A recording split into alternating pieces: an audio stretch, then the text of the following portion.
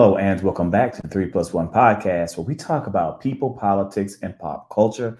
And today we're talking about Meg the Stallion and Nicki Minaj.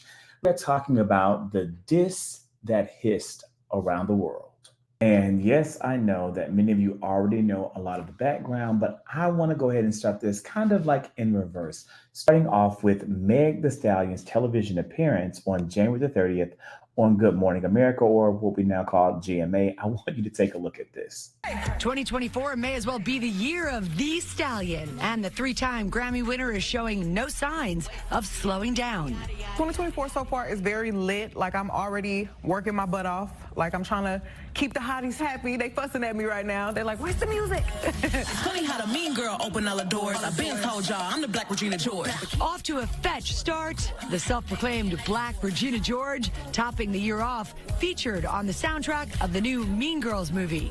It's really insane because Mean Girls has been my favorite movie since forever. I would be like, yeah, Regina George, that's really me. Like, I really resonate with this character because I feel like she was running her life. The Houston MC ushering in a new era with new music. Just as a snake sheds its skin, we must shed our past over and over again. Still reeling from the success of her reflective lead single, Cobra. At night, I'm sitting in the dark room thinking, probably why I always end up drinking. The 28-year-old reclaiming her freedom and strength on the song after overcoming one of the toughest periods of her life. It was really rough because for the past couple of years, music just seemed so negative to me. I just wasn't in a good space mentally after everything that had happened to me, and it just all felt like, I'm tired of this. I'm tired of fighting. Like, but I had to tell myself, you know what, I don't want to give up. I love a lot of things, but music is the one thing that I know I've always really super tried at. And the one thing that my mama knew that I really wanted to do, so I was like, I can't give up this fight. I just had to put it into music. And I feel like it was like therapy. It was like a real diary entry.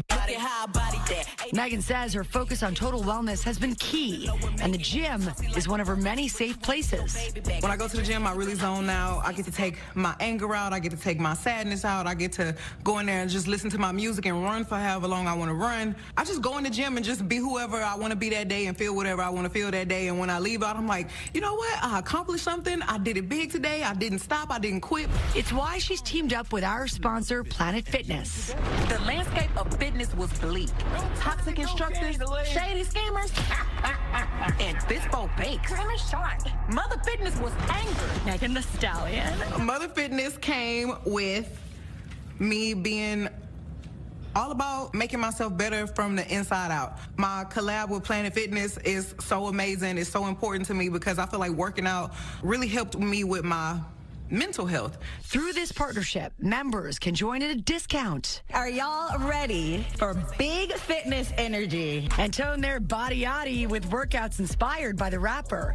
And just like her first studio album, Megan has more good news. Oh, we're having the tour this year. The Hot Girl Summer Tour is going to be 2024 summertime. I feel like I've never been able to be outside doing my own thing during the summer, like since like 2019. So this is gonna be the first time that I drop an album on time for the summer. I do want to give the hotties the Megan Thee Stallion experience.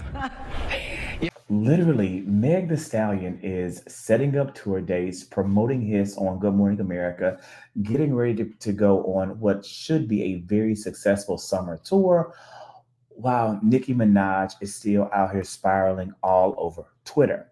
Now, I like Hiss. I think it's a really good diss track. It's not like a great song, but it's a good diss track.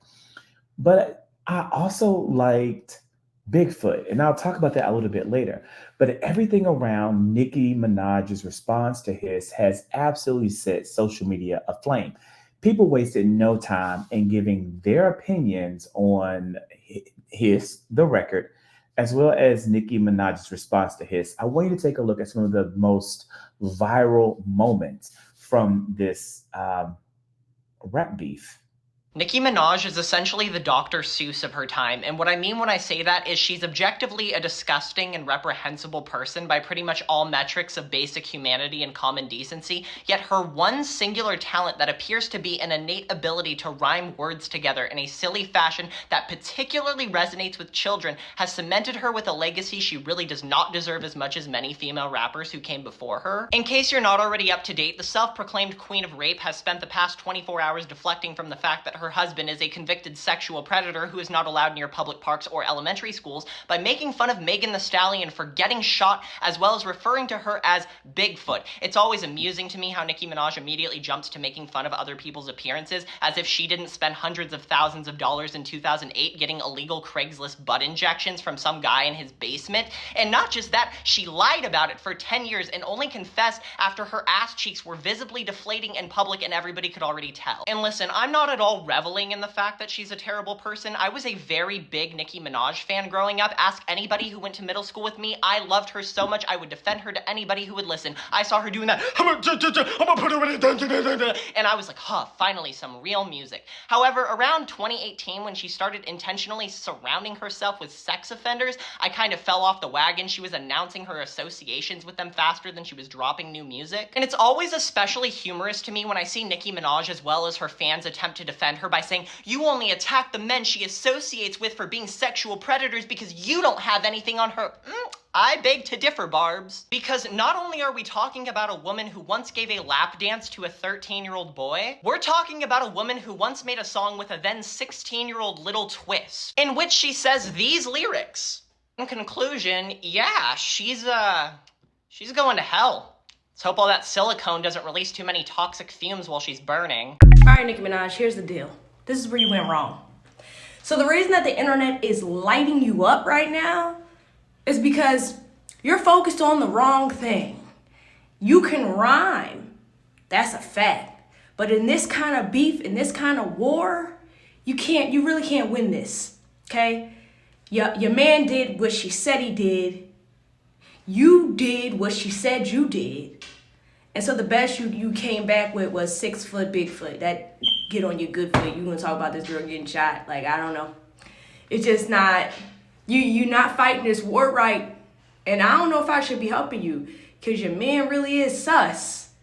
But I'm just like, I know you older and you get confused on how this youth internet works. But like, you can't come for this girl getting shot. You're not winning that. You're not winning that battle. It's not swaying the audience in your favor. I'm just being objective. I often wonder how one of the greatest women rappers of all time turned into a hating, coked up hag.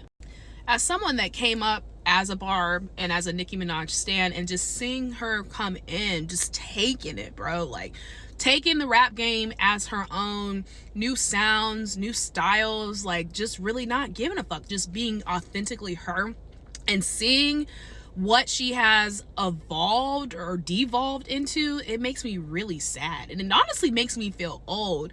But this is what happens when you are not comfortable with yourself, when you are insecure, and when you don't understand that it's actually a good thing for there to be more women rappers. Like, this is actually a positive thing. I came up in an era where she was that girl. Like, it was just Nicki Minaj. I'm Nicki Minaj, Nicki Lewinsky. Like, it was her. Like, she was the end all be all. But now we are ushering in an era, partly thanks to her, where there are a bunch of different women rappers that have different sounds. And instead of just staying on the pedestal and being a legend, Beyonce status, she is just arguing and fussing and fighting and going on these rants.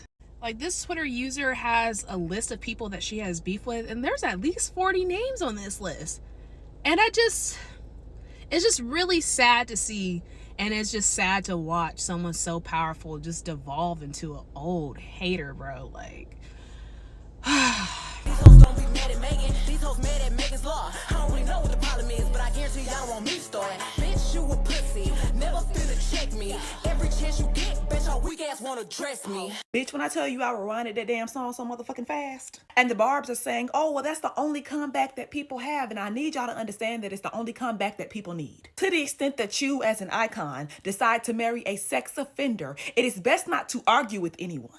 Because they're going to bring it up and it's always going to hit because, Onika, why did you marry that man?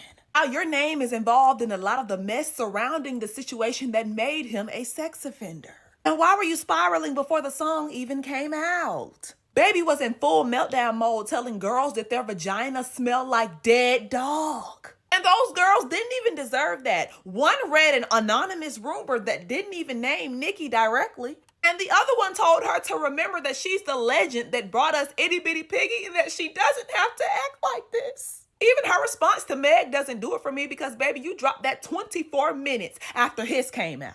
That means it was already in the chamber. You were preparing and waiting to mock that girl's shooting, hoping and praying that she would give you an opportunity to. And she's the shooter that you claim your husband is because she lined you motherfuckers up and aimed firing squad style.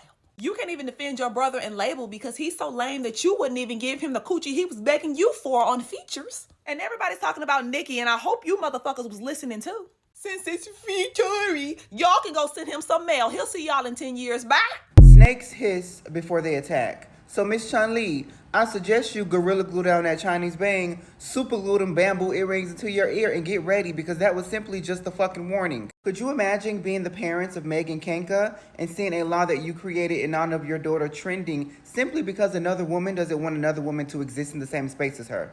Imagine seeing a law that you created trending because someone intentionally married the same type of person that law was against. In the past 24 hours, that one singular Megan's Law bar from a 3-minute song has made that lady spaz on Instagram Live, Twitter Spaces, Facebook Messenger, Periscope, Skype, and Uvu. But she has yet to make it over to a fucking booth. But you're the queen of rap though, right? Get in the fucking booth and fight back, Chun-Li. During her many drug-induced rants, she has implied and insinuated a bunch of shit to distract us from the fact that she has not booked a studio session. He has brought up Megan's album and single sales and said that her shit is always flopping, even though Survey says just a few years ago, you were the same woman that said album sales and streams did not matter. But now, since your fans have gotten a 50-cent raise down at the Piggly Wiggly and are able to actually buy your shit, streams and sales matter. Which one is it? She also implied that she spoke directly to Kelsey, and even though Kelsey wide-mouthed ass did not get on this internet and defend herself when they were saying that she's the one that pulled the trigger, she made sure she got on here and let us know that she did not speak to you, Otis. But wait, there's more.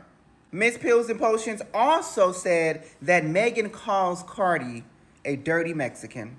Even though Survey says, once again, that's what you and your weird, wicked Barbies refer to Cardi as. And your like tweets are proof of that.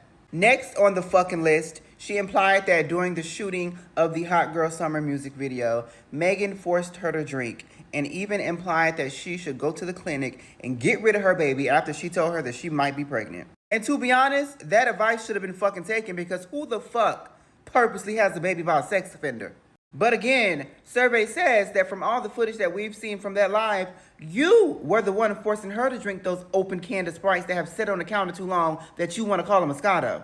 He even decided to go low and bring up Megan's dead mother and say that Megan lied on her mother's name about being shot. Even though Survey says once a fucking again, less than 6 hours ago, you were the same woman hooping and hollering on live about how she only had one good foot. So why would she only have one good foot? I ask you. Did she lie about getting shot or did she actually get shot? Which one is it?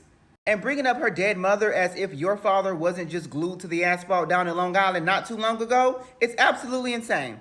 Imagine doing all of this because someone simply informed the general public that you have to alert authorities every time you move. That's the fucking fact. What she said was not a lie. That's actually your real life. That's the life that you chose for yourself. But the reason why that Megan's Law bar hit you so hard is because it can apply to many men in your life. Megan has dropped a 3-minute song in a music video and has not said not one single thing to you. But you have come up with 3,000 think pieces and went through 8 white bricks in the last 24 hours. But you have yet to get your ass in the motherfucking booth. Put that shit on wax or leave it on the fucking playground. And you, of all people, should be very familiar with playgrounds, seeing as though you're the only one in your family able to visit them. Fragment foot, bullet fragment foot, bitch. Bullet fragment, bitch. She a bullet fragment, bitch. Now listen here, ho. Get up on your good foot. Here are 5 reasons why Megan Thee Stallion did not eat on his. Do I want to do a side part? Yeah, I think side part will work.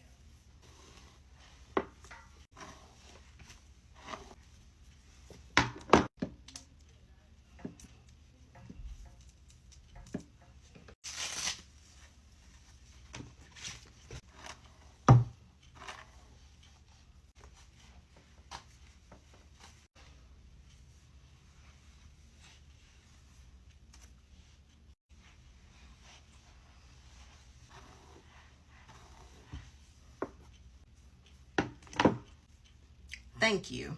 Why everybody keeps saying Nicki's song was ass? Are we not listening to the same song? Did you not hear her third line, gang? She said, how you fucking mother man when she died? What are you talking about? What are we talking about? Megan. Somebody, Megan, I hope this is not true, baby girl. She said your flow's such a bore. Drinking a bottle of Henny through a straw. Megan, she called you an alcoholic. I'm sorry, I can't defend you. You dead is an alcoholic. You dead be drinking, girl. She said, Bigfoot, but you a small fry. Swearing on your dead mother when you lie. I'm not gonna lie, I be swearing on my dead grandfather all the time. And sometimes I be lying. I know people who swear on their dead mans. And they be lying. But let's move on to the lyrics. The verse said, this little begging whore talking about Megan's law. For a free beat, you can hit Megan raw. Oh my God. But that's not even where it fried me at. She said, if you a Ghost Rider, party and Megan jaw. If you're a Ghost Rider, party and Megan jaw. If y'all don't get that line, then babes. You know when people be swallowing people, during, and they be talking about you be swallowing like souls because sperm creates babies. Well, she didn't say party and Megan's jaw. She says party, as in Megan's ex. I'm sorry, I had to listen to that line 3 times. So if y'all got it on the first time, my bad. But me, I'm a little slow. Then she hit us with that part. Bad bitch is like 6 foot. I call her Bigfoot. The bitch fell off. Get up on your good foot. She say you trying to steal her sauce. Get up out her cookbook. How is this song ass? She said, but really, I'm a sweetie pie. P-R-T-T-Y. But I'm P-E-T-T-Y. Petty. Babe, she said Kylie kicked you out and made you stumble to your car. Kylie Kardashian? Kylie, how you let your best friend stumble to a car? You're fake! Barbs, I need a alcohol bar. Roman, wait, that was the bar. You get it? Barbs, I need a alcohol bar.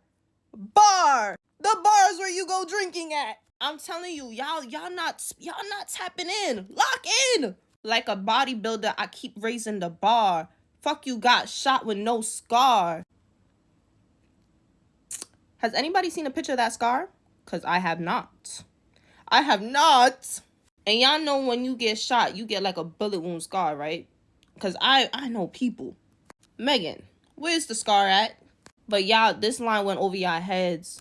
Future made you pay. She wanna party with the baby while rubbing on Tori's toupee. She wants to party, her ex, with the baby. while rubbing on Tori's toupee, gang. Don't let that one fly over your heads. She said I guess she needed money back for them Trey songs. Please don't tell me she fucked Moneybag and Trey songs. She G-Eazy. Carl made her crawl for it. So she fucked G-Eazy and Carl too? Who's Carl? Nicki said you got 24 hours to apologize. She said she gonna wait till your nose job heal. And she said you been lying on your dead mama. Lying on your dead mama. Lying on your dead mama. Lying on your dead And mama. while many people on social media are saying that it wasn't a great song, I don't. And it wasn't. It wasn't a great song, but it really wasn't. It definitely wasn't a bad song.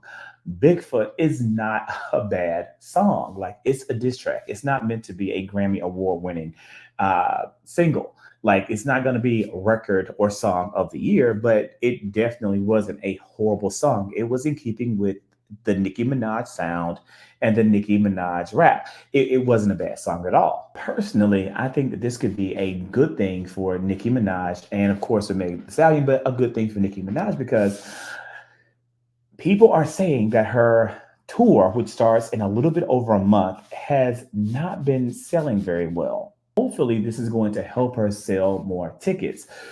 In the process of his trending and Bigfoot trending, so too have clips from Nicki's parents at Atlanta's. I think it was the Jingle Ball in Atlanta. It's like an annual concert that's set by like a local radio station in Atlanta. I think it's V103. It may be high 107.9, but one of those radio stations does like their annual Jingle Ball, and Nicki performed. And these are some of the clips that people have kind of honed in on as proof of Nicki not being the performer that maybe she once was or that fans expect her to be. And people are paying money for this. Take a look.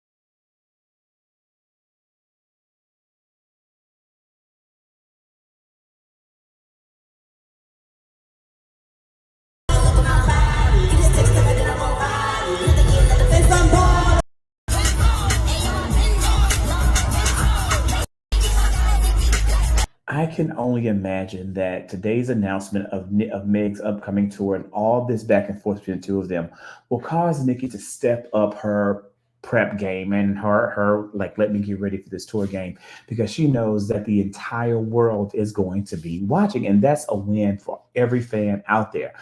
I am a hottie. I love Meg Thee Stallion. I always have. As a Mississippi boy, I love the Southern rappers. I love I love Juicy J. I love 3 6 Mafia. I love Project Pat. I love Gangsta Boo. I love the New Orleans sounds that we got from the whole entire Master P and his crew, including Mamma Mia. And I also love some of that Houston sound, that Texas music, Pip C, Slim Thug. Loved all that music. And so to me, Meg was like the rebirth of that Southern sound for a new generation. So I'm a big Meg Thee Stallion fan. But even with that being said, personally, I feel as though Nicki Minaj is the greatest female rapper of all time currently alive. Can Meg take that crown? Possibly. There's a whole lot that we will see, I think, for Meg in a career that is still developing. But as of right now, Nicki Minaj still holds the crown. I'm not a fan of Nicki Minaj the person, but I can't deny her talent. So all of this to me is a win-win for fans of both artists and for the music industry in general. This is what we needed to get excited about, because the brothers are giving it to us. They haven't given us a thing. So I'm happy to see that these two women are giving us something to be excited about, something to follow, and just a little bit of an entertainment diversion out there. So I'm excited to see it. Both of these women are racking up streams, they're racking up sales, they're making some bank, and that's a good thing. I'm going to continue to follow. Hopefully, it's going to continue to trend in a more fun and enjoyable direction, without the doxing and without so much of the negativity. But whatever it gives and whatever it brings, I'm going to bring it to you. And with that said, I want you to be blessed, be well, and whatever you do, keep pushing.